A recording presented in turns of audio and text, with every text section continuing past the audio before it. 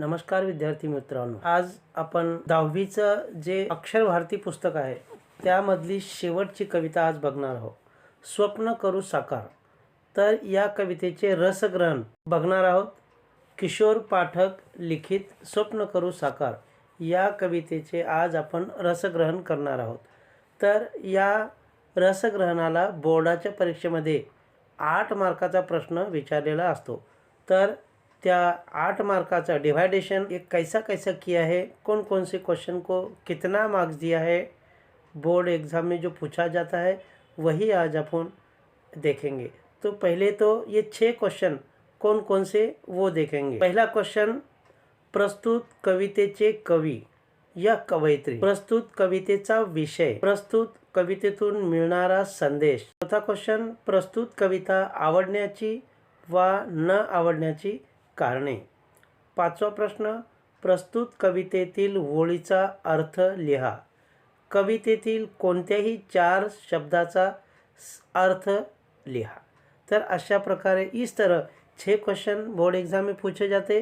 पहला और दूसरा क्वेश्चन कंपलसरी होता है और आगे के जो 4 क्वेश्चन है उसमें से कोई भी 3 क्वेश्चन आप लोगों को लिखना है. तो दोस्तों, ये क्वेश्चन आप अगर अच्छे से समझ लेंगे तो आपको ज़रूर बोर्ड एग्ज़ाम में 8 में से 8 मार्क्स मिल सकता है. तो चलो स्टार्ट करेंगे. उसके पहले आप लोगों को मुझे एक रिक्वेस्ट करना है. आप अगर मेरे चैनल पे फर्स्ट टाइम आए हैं तो सब्सक्राइब ज़रूर करना है, शेयर करना है, लाइक करना है, क्योंकि नेक्स्ट वीडियो ग्रामर का और टॉपिक अभी और बाकी है. तो नेक्स्ट ग्रामर का टॉपिक आप लोगों को तुरंत मिल सकता है. तो चलो एक एक क्वेश्चन का अपन एक्सप्लेन डिटेल में एक एक क्वेश्चन का आंसर देखेंगे. पहला क्वेश्चन, प्रस्तुत कवितेचे कवी. तो आंसर में आएगा प्रस्तुत कवितेचे कवी किशोर पाठक हे आहेत. ऐसा फुल सेंटेंस में उसका आंसर लिखना है. सेकंड क्वेश्चन, प्रस्तुत कवितेचा विषय. ये कविता का सब्जेक्ट कौन सा है तो ये अपन देखेंगे. उसका आंसर देशाच्या उज्ज्वल भविष्याचे स्वप्न या कवितेत रेखाटलेले आहे.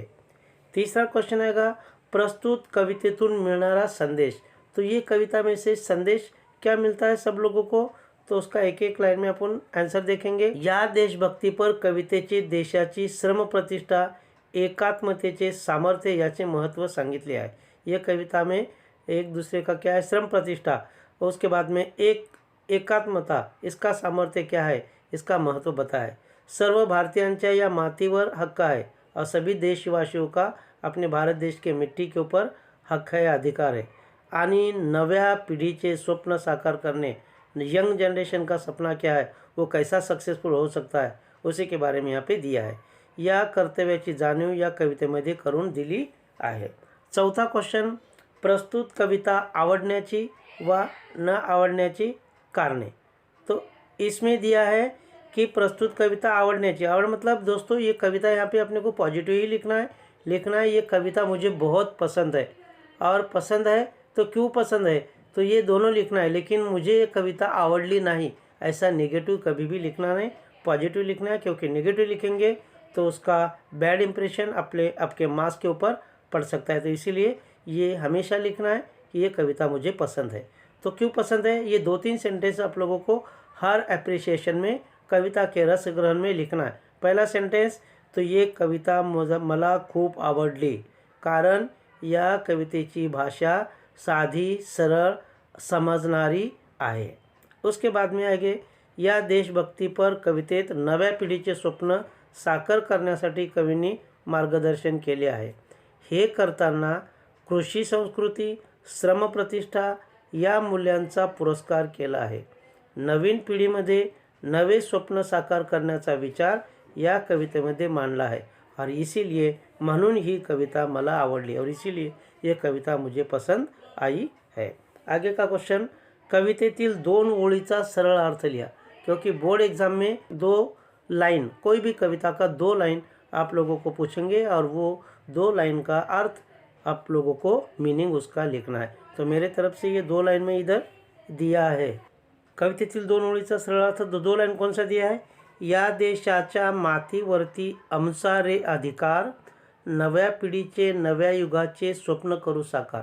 तो इसी तरह आप लोगों को दूसरे कोई भी कविता का 2 लाइन पूछेंगे तो मैं यहाँ पे एग्जाम्पल के तौर पे ये 2 लाइन दिया है, उसका मीनिंग आप देखेंगे। देशाच्या प्रेमाने भारलेले युवक म्हणतात, देश के ऊपर प्यार करने वाले युवक यहाँ पे ऐसा बताते, क्या बताते, या भारत देशाच्या मातीवर आमचा हक्क आहे, देश के मिट्टी पर हम लोगों का पूरा अधिकार है, हक है। नवीन येणाऱ्या तरुण पीढ़ीचे स्वप्न और नया आने वाला यंग जनरेशन, उसका सपना हम लोग सब मिलके सक्सेस करेंगे, साकार करेंगे, पूरा करेंगे। तो ये 2 लाइन का ये मीनिंग यहाँ पे दिया है। 6 वाला क्वेश्चन दिया है, कवितेतील शब्दांचा अर्थ लिहा। तो कविता के अंदर से तुम लोगों के यहाँ पे समानार्थी वर्ड कुछ पूछेंगे, वो कुछ एग्जाम्पल के तौर पे मैं यहाँ पे कुछ 8-10 शब्दार्थ यहाँ पे दिया है, आप लोग ध्यान से लिख लेना है, उसको याद करना है।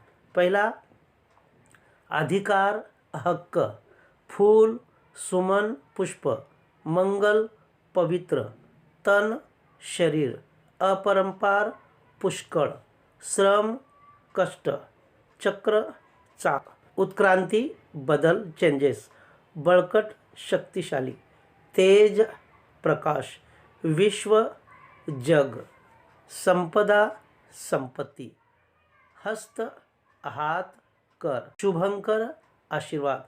तो इसी तरह ये कविता में से कुछ हार्ड वर्ड आप लोगों को मैं समानार्थी शब्द दिया है, इसमें से कोई भी 4 बोर्ड एग्जाम में पूछेंगे, उसी का मीनिंग आप लोगों को यहाँ पे लिखना है। तो इसी तरह दोस्तों ये कविता आप अगर अच्छे से समझ लेंगे, कौन से क्वेश्चन को कितना मार्क्स है, पहले 2 क्वेश्चन को 1-1 मार्क्स है और बाकी के जो 4 क्वेश्चन है उसको 2-2 मार्क्स है पर हेड, उसमें से 4 में से कोई भी 3 लिखना है, ऐसा टोटल 8 मार्क्स का क्वेश्चन है।